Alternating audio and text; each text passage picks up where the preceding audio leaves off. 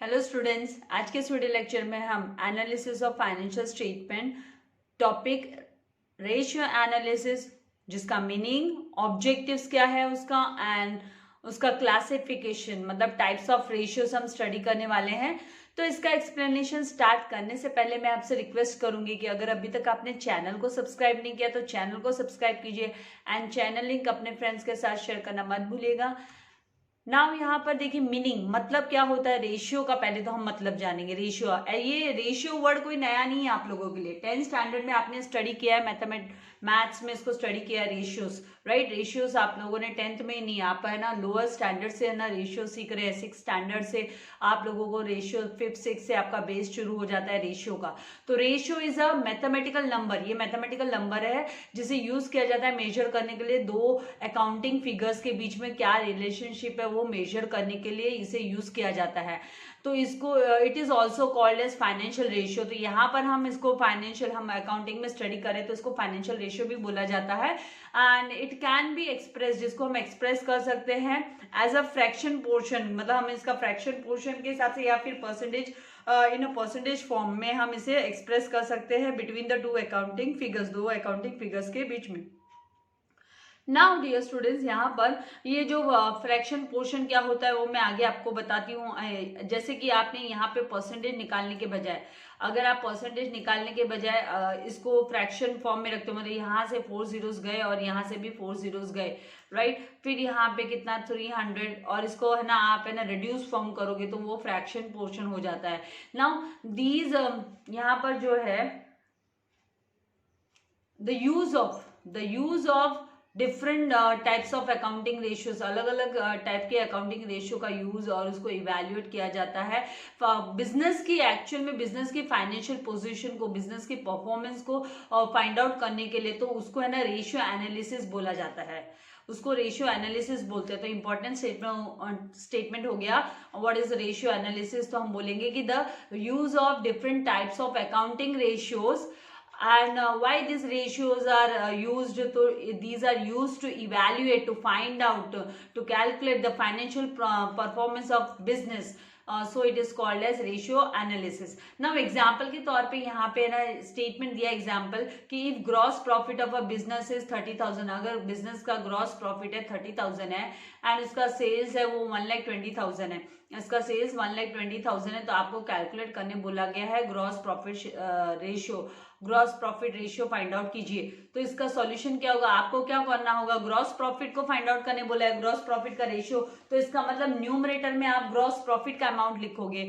तो आपका जो रेशियो का फॉर्मूला है ना, इसी से आपको सीख जाना है भाई। ग्रॉस प्रॉफिट का पूछा है आपको तो ग्रॉस प्रॉफिट अपॉन सेल्स, इसके बीच का आप लोग को है ना डिफरेंट, इसके बीच का रिलेशनशिप बताना है। तो gross profit upon sales multiply by 100 करके आपको है ना रेशियो निकालना है। तो यहाँ पे gross profit ratio is equals to gross profit upon net sales multiply by 100 करेंगे। तो जब कैलकुलेट करेंगे तो यहाँ पे 30,000 अपॉन 1,20,000 मल्टीप्लाई बाय 100, तो जीरोस गेट कैंसल्स एंड जब आप इसको कैलकुलेट करते हो तो आपको 25% आपको रिसीव होगा।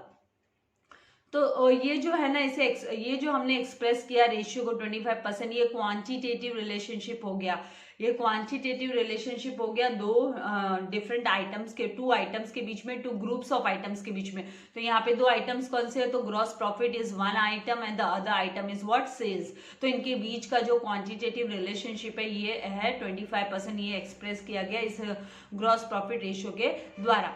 नाउ ऑब्जेक्टिव्स ऑफ रेशियोज क्या है, इसका मतलब क्या है, सेल्स का 20% है gross profit, in simple gross profit is 25%, gross profit is 25% of sales. Now ratio में, रेशियो फॉर्म में, इसको रेशियो फॉर्म में हम बोलेंगे। नाउ आगे देखो ऑब्जेक्टिव्स ऑफ रेशियो, रेशियो का ऑब्जेक्टिव्स क्या है। तो रेशियो मतलब इसका मोटो क्या है, इसका एम क्या है। तो रेशियो है जो रेशियो एनालिसिस है वो है ना फाइनेंशियल इंफॉर्मेशन के बारे में बताता है एंड इम्पॉर्टेंट जो एरियाज है बिजनेस को जहाँ पर है ना हमें अप्लाई करना है, मैथमेटिकल अरिथमेटिकल रिलेशनशिप अप्लाई करना है ताकि हम जो कॉम्प्लेक्स डेटा है उनको हम सिंप्लीफाई कर सके। तो इसके लिए है ना रेशियो एनालिसिस है ना प्रोवाइड किया जाता है। तो following are the objectives of ratios तो यहाँ पर ऑब्जेक्टिव्स दिए हैं, इसके एम दिए हुए। तो रेशियोज ये किस लिए यूजफुल है, तो it is very helpful, useful for comparative analysis, compare करने के लिए of profitability, liquidity and profitability, liquidity and solvency of business, business की सॉल्वेंसी, प्रॉफिटेबिलिटी एंड लिक्विडिटी को ये क्या कंपेयर करने के लिए बहुत ही इंपॉर्टेंट है। एंड ये है ना इवन हेल्प करता है जो चेंजेस होते हैं बिजनेस में, जो भी चेंजेस अराइज होते हैं, अकर करते हैं, डेवलप होते हैं, तो उन चेंजेस को ये है ना पता करने में ये हेल्प करता है ratio. Then it also helps to understand whether the business, ये जो बिजनेस यूनिट है उन्होंने सही राइट काइंड का ऑपरेशन उनमें चल रहा है कि नहीं चल रहा है, सही काम काज चल रहा है कि नहीं, उनका इन्वेस्टमेंट बराबर है क्या, उनकी फाइनेंसिंग डिसीजंस एकदम राइट एक्यूरेट है कि नहीं है, तो वो भी समझने में ये हमें हेल्प करता है। एंड इवन ये हमें ना ये है ना it shows how far it is useful, किस तरीके से ये यूजफुल है, ताकि है ना कोई भी बिजनेस यूनिट अगर उनको इम्प्रूव करना है अपना परफॉर्मेंस, तो वो किस तरीके से इसके हेल्प से अपना बिजनेस परफॉर्मेंस इम्प्रूव कर सकते हैं। नाउ यहाँ पे फोर्थ है कि ratios are also helpful for various comparisons, अलग अलग कंपैरिजंस के लिए, जैसे इंट्रा फर्म कंपैरिजन, इंट्रा का मतलब फर्म के अंदर, with in the firm itself, and inter firm comparison मतलब दो अदर अलग अलग फर्म्स के बीच का कंपैरिजन। तो इंट्रा फर्म कंपैरिजन इसका मतलब है it's with in the firm itself, firm के अंदर ही ये कंपैरिजंस होता है, फर्म के अंदर ही, और ओवर नंबर ऑफ ईयर्स अलग अलग फाइनेंशियल ईयर के बीच के रेशियोज निकाले जाते हैं आइटम्स को लेकर यहाँ पे। एंड इंटर फर्म कंपैरिजन में क्या होता है कि यहाँ पे टू डिफरेंट फर्म्स के रेशियोज निकाले जाते हैं, कंपेयर किए जाते हैं, एंड बिटवीन एंड ये कंपैरिजन है दो फर्म्स के बीच में पर्टिकुलर स्टैंड, ये क्यों बिटवीन टू फर्म्स, व्हेन जब है ना कोई पर्टिकुलर स्टैंडर्ड देना होता है, सेटअप करना होता है किसी पर्टिकुलर फर्म के लिए, इंडस्ट्री के लिए, तो उस वक्त ये कंपेयर किया जाता है इंटरफर्म कंपैरिजन। अब यहाँ पे नीचे ना हमें क्लासिफिकेशन दिया हुआ है, तो क्लासिफिकेशन ऑफ रेशियो इसमें ratios are classified into various groups, अलग अलग ग्रुप्स में क्लासिफाइड किए गए हैं based on the purpose for which ratio is computed, जिसके बेस पे ना रेशियो कंप्यूट किया गया है, कैलकुलेट किया गया है। तो रेशियोज यहाँ पर 3 टाइप्स के, एक तो बैलेंस शीट रेशियो हो गया, दूसरा इनकम स्टेटमेंट रेशियो हो गया, एंड तीसरा है वो कंबाइंड या फिर उसे मिक्स्ड रेशियो भी हम बोल सकते हैं। नाउ बैलेंस शीट रेशियो में 2 टाइप के रेशियो कैलकुलेट करने होते हैं, आ सकते हैं, जिसमें से एक है करंट रेशियो एंड दूसरा है liquid ratio.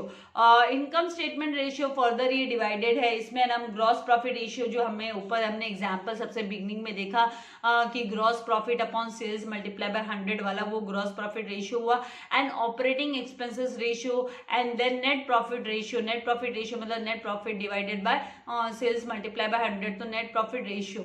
Now combined mixed ratio में return on capital employed that is ROCE, return on capital employed, and return on investment that is ROI, ये है ना मिक्स्ड और कंबाइंड रेशियोज के टाइप्स है, मतलब ये हमें फर्दर ये कंबाइंड रेशियो इस 2 तरीके के होते हैं। अब यहाँ पर हम आगे जाकर, क्योंकि देखो पहले कॉन्सेप्ट्स आपके क्लियर होने जरूरी है, आपको पता तो होना चाहिए क्या है, डायरेक्ट मैं आप लोगों को सॉल्यूशंस देने स्टार्ट कर दूंगी तो आपको पता क्या चलेगा कि इसका पर्पस क्या है, ऑब्जेक्टिव क्या है, इसका मतलब क्या है और क्यों कैलकुलेट करना है, तो ऑल यू शुड नो, सब कुछ आपको पता होना चाहिए। इसीलिए मैं ऑलवेज है ना थियरी आप लोगों को है ना अकाउंट्स के है ना मैं एक्सप्लेन करती हूँ। नाउ यहाँ पे देखिए बैलेंस शीट रेशियो, तो ये जो बैलेंस शीट रेशियो है इसमें सबसे पहले करंट रेशियो, तो करंट रेशियो निकालने के लिए हमें क्या करना होगा, हमको कंपेयर करना पड़ता है रेशियोज, और दीज रेशियोज क्या करते हैं, कंपेयर करते हैं current assets with current liabilities, current asset के साथ हम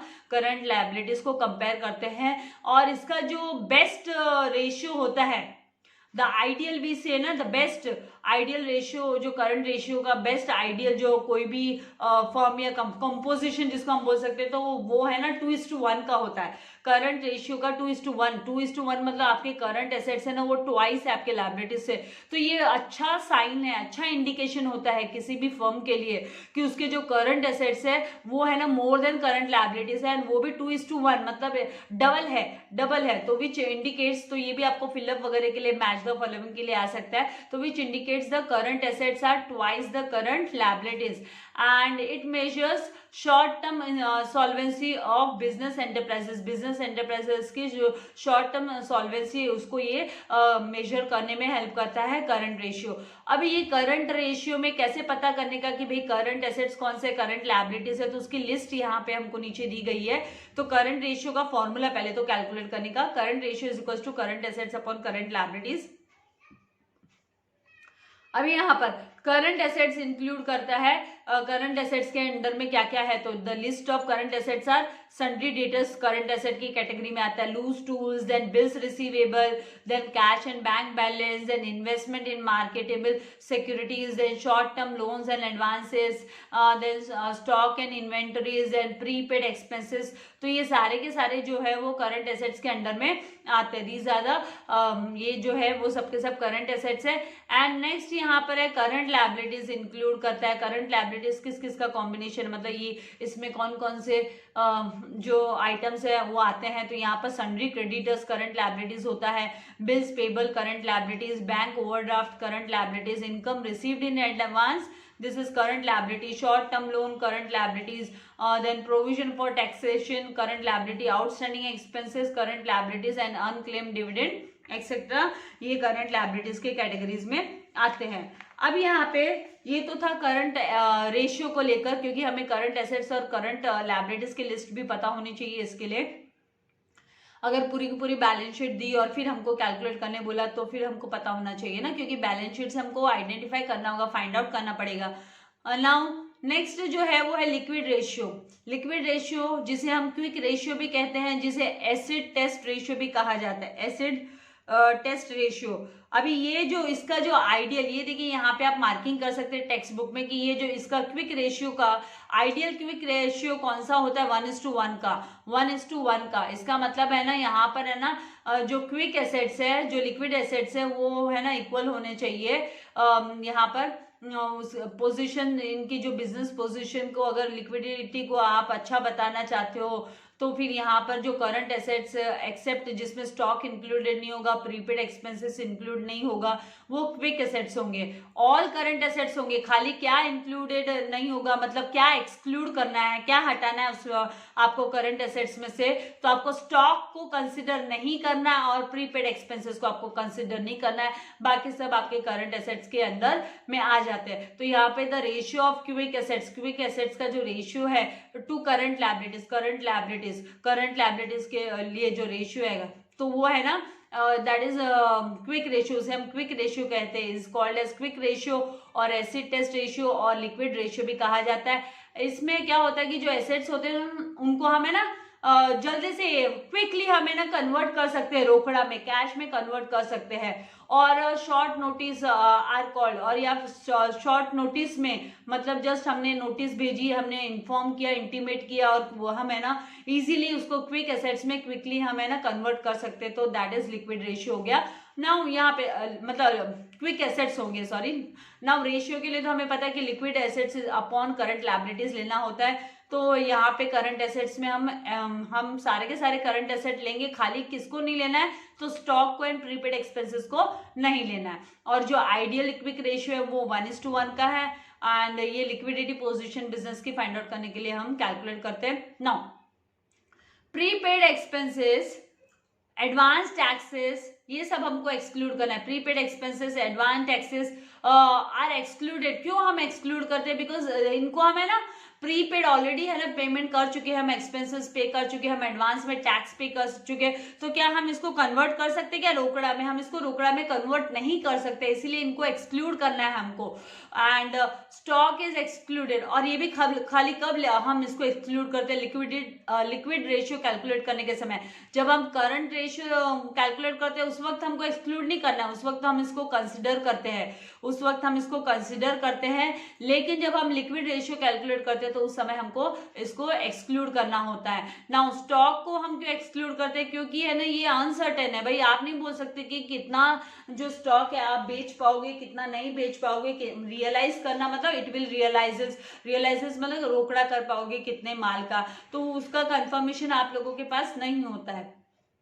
किसी भी बिजनेस के पास नहीं होता है। तो लिक्विड रेशियो का formula, liquid ratio is equals to liquid assets that is slash आप बोल सकते हो क्विक एसेट्स, यहाँ पे quick assets upon current liabilities, upon current liabilities. तो यहाँ पे लिक्विड एसेट्स में करंट एसेट्स माइनस आपको स्टॉक प्लस एक्सपेंसेस, मतलब ये दोनों ही माइनस होंगे, इसलिए देखो ब्रैकेट में इनको डाला है, इसका मतलब minus stock minus prepaid expenses. ना क्विक एसेट्स इसको क्विक एसेट्स भी हम बोलते हैं ना, quick assets that is liquid assets is equals to, उसमें क्या क्या आएगा, तो कैश बैलेंस होगा, बैंक बैलेंस होगा, डेटर्स होंगे। डेटर्स को हम शॉर्ट नोटिस के साथ हम उसे इन्फॉर्म कर सकते हैं भाई पेमेंट कर दे हमारा, बिल्स रिसीवेबल हो गया उसको आप डिस्काउंट करके ले सकते हो बैंक के साथ। देन मार्केटेबल सिक्योरिटीज, जो आपके इन्वेस्टमेंट्स आपने किए हुए हैं मार्केट में, शेयर मार्केट में, तो उनको आप बेच कर अपना है ना लिक्विड बना सकते हो, कैश में कन्वर्ट कर सकते हो। तो ये सारे कैटेगरीज लिक्विड एसेट्स के अंडर में आ गए। एंड लिक्विड लायबिलिटीज में क्या होता है, तो लिक्विड लायबिलिटीज में होता है करंट लायबिलिटीज माइनस यहाँ पर bank overdraft and advance received, bank overdraft minus advance received.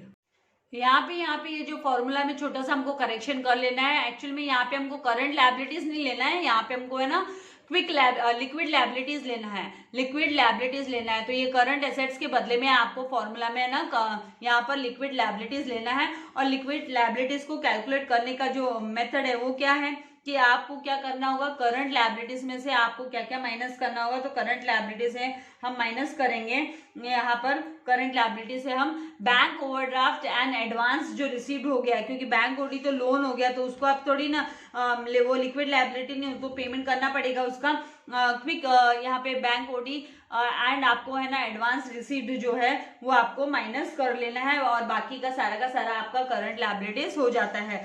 तो इस तरीके से यहाँ पे ये जो है ना फॉर्मूला में, यहाँ पे आपके टेक्स्ट बुक में अगर ये एरर है तो आप यहाँ पे टेक्स्ट बुक में इसको चेंज कर लीजिएगा, इसको है ना आपको लिक्विड लायबिलिटीज लिखना है, क्योंकि आपका जो ये लिक्विड रेशियो है उसका जो फॉर्मूला होगा वो होगा liquid assets that is quick assets upon आपका यहाँ पर आपको उसको डिवाइड करना होगा क्विक लिक्विड लायबिलिटी से, आपको इसको डिवाइड करना होगा लिक्विड लायबिलिटी से।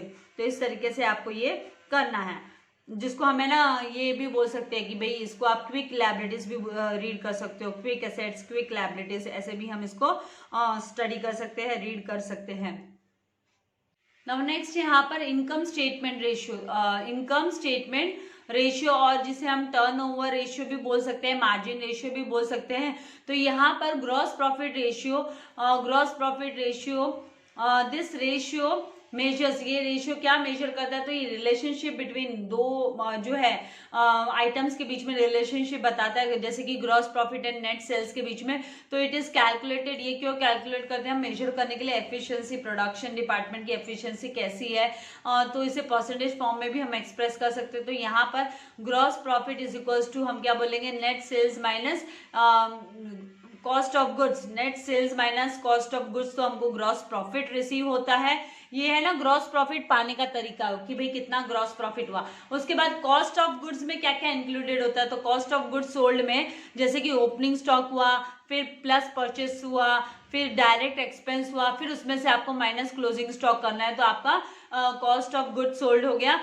तो gross profit is equals to net sale minus cost of goods and cost of goods sold is equals to, ये फॉर्मूला ये बार सेकेंड टाइम रिपीट हो चुका है ये स्टेटमेंट। नाउ नेट सेल्स कैसे पता चलेगा, तो net sales is equals to sales minus sales return करना है हमको, सेल्स माइनस सेल्स रिटर्न, जितना भी रिटर्न किया गया है सेल्स रिटर्न है वो माइनस करना है। तो gross profit ratio is equals to gross profit upon net sales multiply by 100 लेना है। नाउ एक्सपेंसेस में भी डिवाइडेड इनटू टू पार्ट्स, दो पार्ट्स में हम एक्सपेंसेस को डिवाइड कर सकते हैं, तो that is operating expenses and non operating expenses.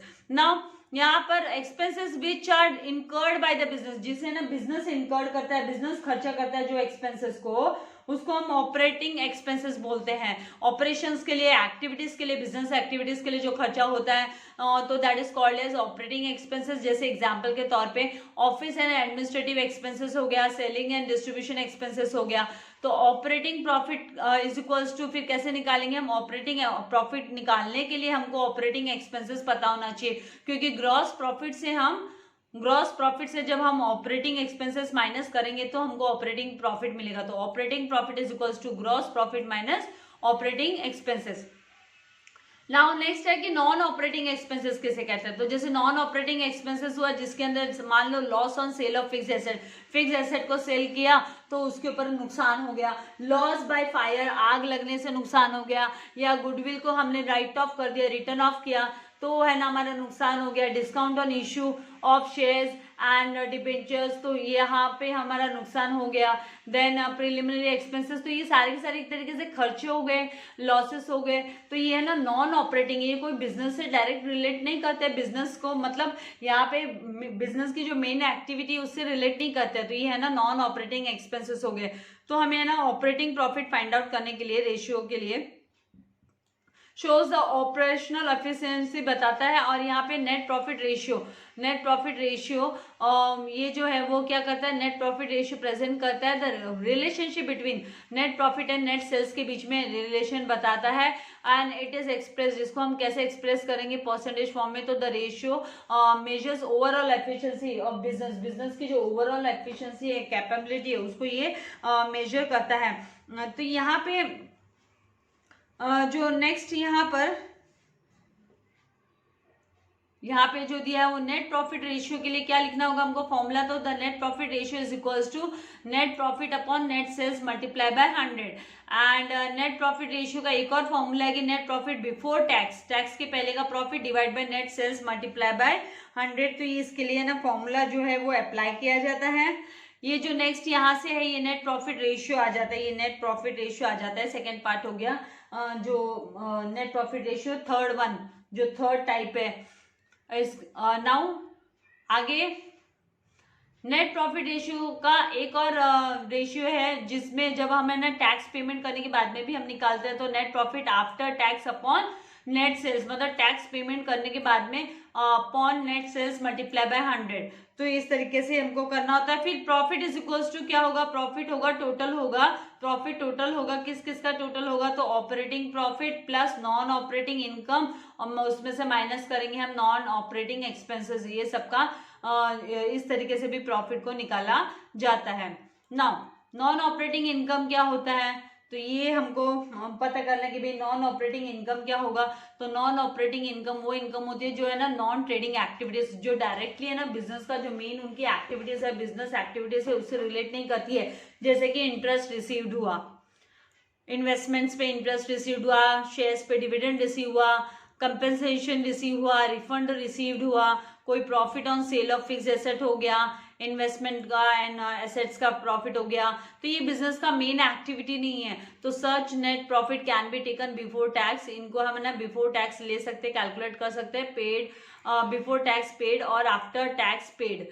तो द मेन पर्पस इस रेशियो का क्या होता है कि हम अंडरस्टैंड करते हैं, हम अंडरस्टैंड करने के लिए कि रिटर्न क्या मिला हमको ऑन इन्वेस्टमेंट पे, हमको क्या रिटर्न मिला, क्या बेनिफिट हुआ। Now operating profit ratio, operating profit ratio को कैलकुलेट करने के लिए ऑपरेटिंग प्रॉफिट रेशियो का मतलब क्या है, तो ऑपरेटिंग प्रॉफिट रेशियो इंडिकेट करता है, शो करता है, प्रेजेंट करता है relationship between operating profit, operating profit के बीच का relation and the net sales के बीच का रिलेशन।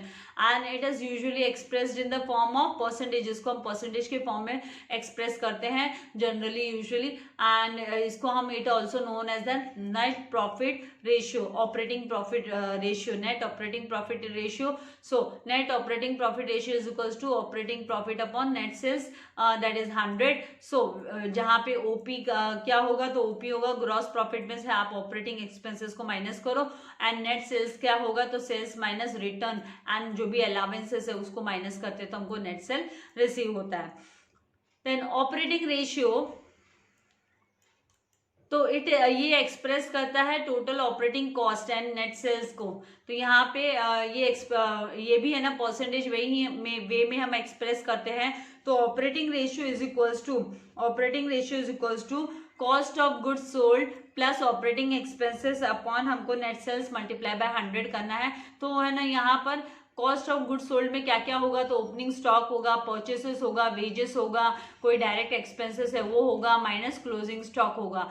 एंड ऑपरेटिंग एक्सपेंसेस में क्या होगा, तो ऑफिस एडमिनिस्ट्रेटिव एक्सपेंसेस हो गए, जैसे सेलिंग एंड डिस्ट्रीब्यूशन के हो गए, तो डायरेक्ट रिलेट कर रहे हैं ना भाई, ऑपरेटिंग होंगे। फाइनेंस एक्सपेंसेस हो गए, जिसमें है ना हमको एक्सक्लूड करना होता है interest on loans and interest on loans and debentures पे जो भी इंटरेस्ट है वो हमको डिडक्ट करना होता है, एक्सक्लूड करना होता है। नाउ नेट सेल्स होगा sales minus returns minus allowances, sales में से रिटर्न्स को माइनस करेंगे और अलावेंसेस को माइनस करेंगे तो नेट सेल्स हमको रिसीव होगा। तो इस तरीके से ये जो है वो इनकम स्टेटमेंट रेशियोज है उसके आधार पे।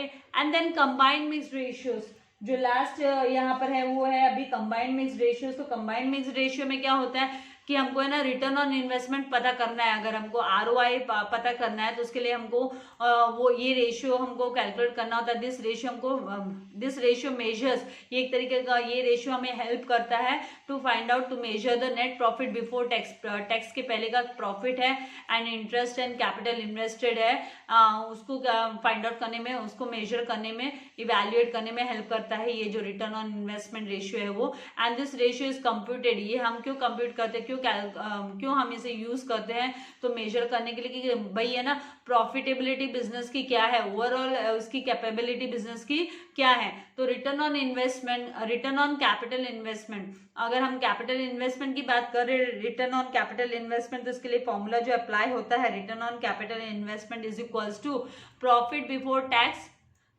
and interest and dividend, profit before tax, interest and dividend divided by capital employed multiply by 100 करना होता है। जहाँ पे हम ये जो है ये 12th syllabus does not have any company act in detail, हमारे पास है ना कंपनी का कोई भी एक्ट जो हम जॉइंट स्टॉक कंपनी का एक्ट है ना डिटेल में हमारे सिलेबस में नहीं है।